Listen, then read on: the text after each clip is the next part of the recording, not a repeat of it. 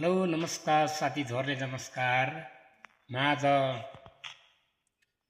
अंशबन्ध सम्बन्धीको कानुनी कुराहरू पनि प्रष्ट पार्न दैछु र अंशबन्ध सम्बन्धीको केही कुरा प्रष्ट पार्न जाँदैछु। अंशबन्ध, अंश भरपाई, अंशियार, अंश तपोट यी शब्दहरूको अर्थ शब्दको केही कुरा भन्दैछु।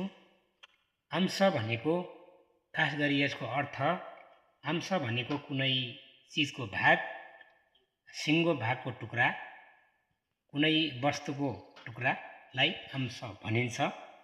अंश भनेको खास गरी सिङ्गो सम्पत्तिलाई टुक्रा टुक्रा पार्नु, बराबर बाँड्नुलाई अंश भनिन्छ।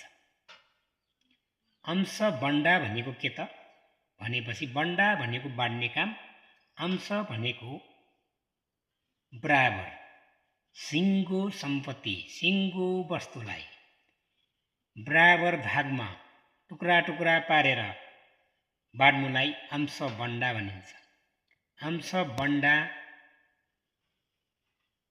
सम्पत्तिमा भन्नु पर्दाखेरि पैतृक सम्पत्तिमा अंशबन्डा हुन्छ र अंशबन्डा अंशियारहरूले बराबर भागमा बाँड्ने गर्छन् र बराबर पाउनुपर्छ। अंशबन्डा संयुक्त सम्पत्ति, पैतृक सम्पत्ति, सङ्गोलमा कमाएको सम्पत्तिमा अंशबन्डा हुन्छ।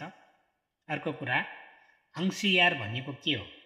अंशियार भनेको विवाह गरेर आएको श्रीमती अनि आफूलाई जन्म दिने बुवा आमा, आफूले जन्माएका छोराछोरी अंशियार हुन् र